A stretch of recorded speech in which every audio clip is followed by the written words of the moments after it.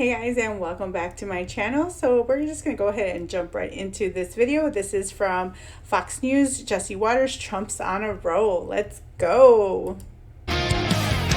Signed, sealed, and delivered.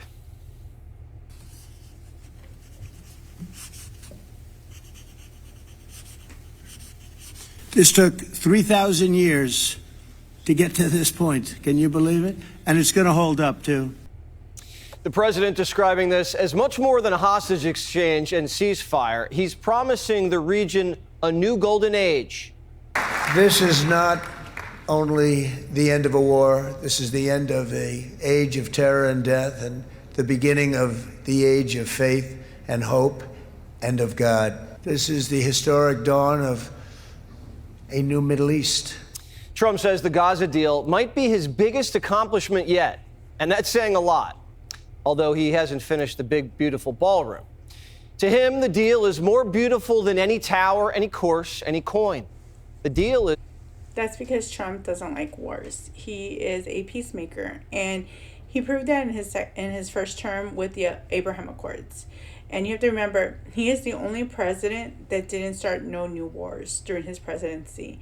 And he's doing this again in his second term, where he just negotiated a peace deal between Hamas and Israel, which is amazing. He's still working on the Ukraine and Russia front, but it just shows what kind of person he is. So people need to understand, he's not trying to go to war. He's trying to make peace. He wants the whole world to be good. And he definitely wants to make America a shiny beacon like the way it used to be. as beautiful as Melania. Almost. They all wanted to see this happen. That's the amazing thing. Everybody came together at this point. If you go back 6 months or 7 months, you would have said a thing like this is impossible. They all wanted this to happen, and it's one of the most beautiful things I've ever seen. Everybody wanted this, but they never tried. And when they did it the wrong way. Instead of giving the Iranians bribes, he bombed them. He sold the Arabs tech instead of just weaponry, and didn't lecture them about human rights abuses. He let Israel fight their own wars, joined in when it made sense, and then told them to cut it out when it didn't. Trump discovered that the Palestinian statehood wasn't a goal. It was just a stumbling block. Joe Biden, in a weird way, did bring the Jews and Muslims together. They both hated him. President Trump, the Jews and the Muslims, respected. And now families are being reunited for the first time in 2 years. For a man who's accused of separating families, he sure knows how to bring them together.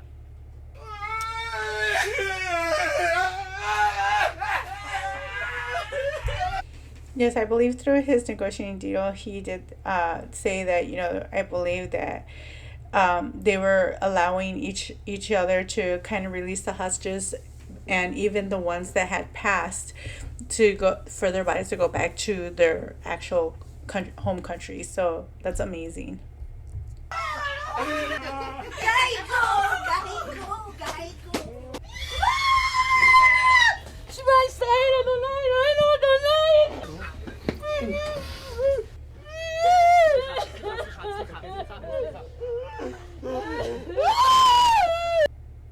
And it feels so good.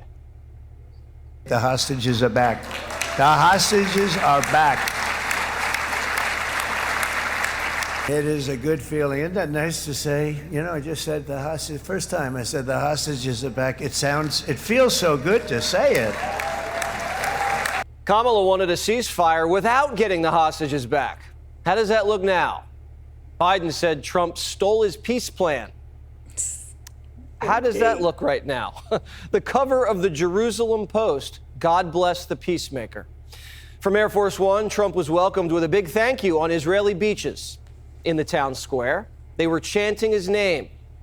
You heard the whole crowd here started to erupt into cheers of thank you, Trump, thank you, Trump. Fair to say that President Trump is possibly even more popular here than he is in the United States.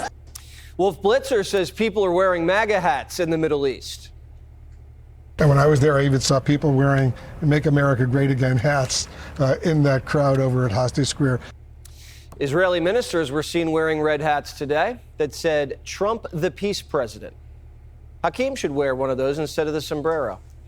Netanyahu says he's got a new BFF. Donald Trump is the greatest friend that the state of Israel has ever had in the White House.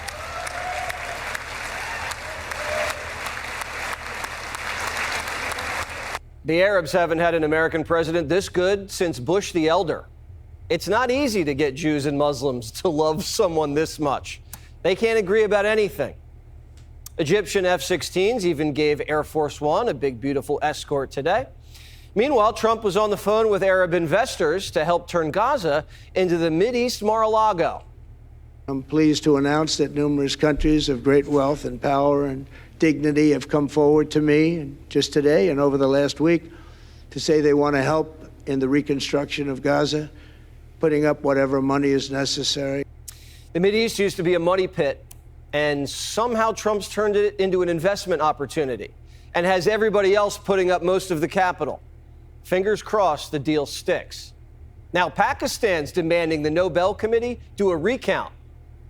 I would like to nominate this great president for Nobel Peace Prize. And I think that you're the man this world needed most at this point in time.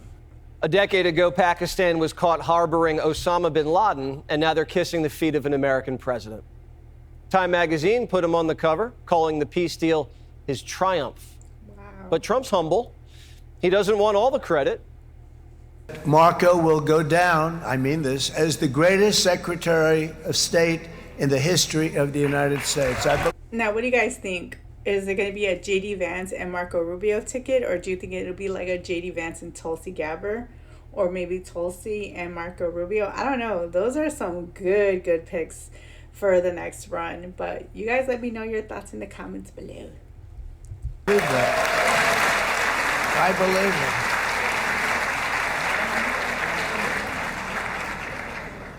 it. And he and I, we really fought it out. You remember, he was tough. He was nasty. Who the hell thought this was going to happen, Marco, right? And Witkoff got a big shot out, too.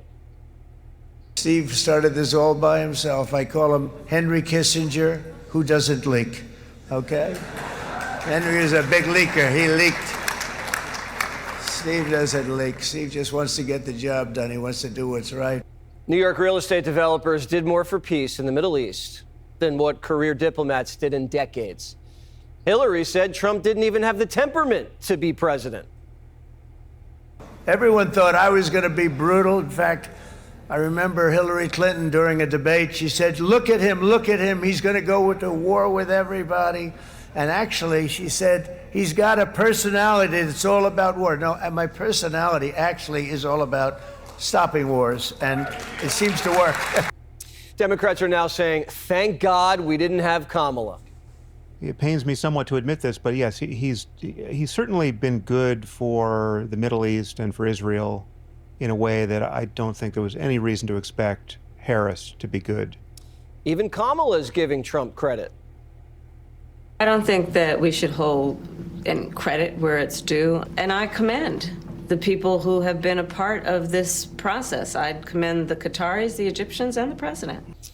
If Kamala had succeeded in putting Trump in prison, Iran would have still had nukes and Hamas would have still had hostages.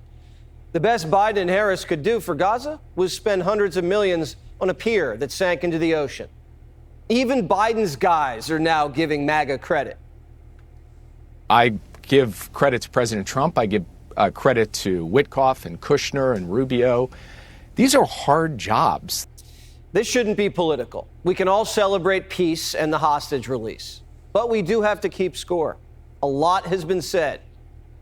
If he gets the Israeli hostages out, I promise I will wear a MAGA hat for one day on the show and say, thank you for doing it. Well, we watched The View today and no hat. Rashida Tlaib was banging pots and pans, screaming free Gaza. Trump just freed Gaza. No tweets, no speeches, no press releases, nothing. And the woman's Palestinian. Seems like she was more into the Intifada. Even Fetterman's asking, where's Rashida? Absolute elation. I mean, how can't we all celebrate this thing? I mean, you've had human beings held underground for over 2 years and tortured and beaten and starved, forced to dig their own graves and things. Now they can finally come back home. And now everyone should be celebrating these things. If Democrats had their way, Trump would have been rotting away in prison like a hostage instead of freeing them. Why can't the left just say we were wrong? They held signs that said, "End genocide now." Trump ended what they said was genocide. Not even a thank you. No, sorry about the whole Hitler thing. Now we should make them call him Gandhi. Trump's on a roll, and he's reaching out to friends and foes.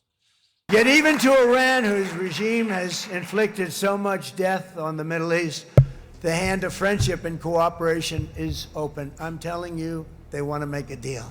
That's all I do in my life. I make deals. I'm good at it. I've always been good at it. And I know when they want. Even if they said, we don't want to make a deal, I can tell you they want to make a deal. With this Mideast momentum, Trump's turning his eyes back to Ukraine. He's flirting with sending Zelensky tomahawks to make Putin feel more pain. Carrot hasn't worked. Trump thinks it might be time for Putin to feel some stick. Now, if Israel and Hamas can make a deal, Russia and Ukraine can too. Trump's more accomplished in 9 months than most presidents do in a term. He's still got 3.5 years left, and he's already racked up 8 peace deals, trillions of dollars of investments and trade deals, a secure border, tax relief, crime down in D.C., record stock market, low gas prices, and cooling inflation. When Trump meets Xi Jinping next month in South Korea, China is going to be facing an American president battle-tested and with the wind at his back.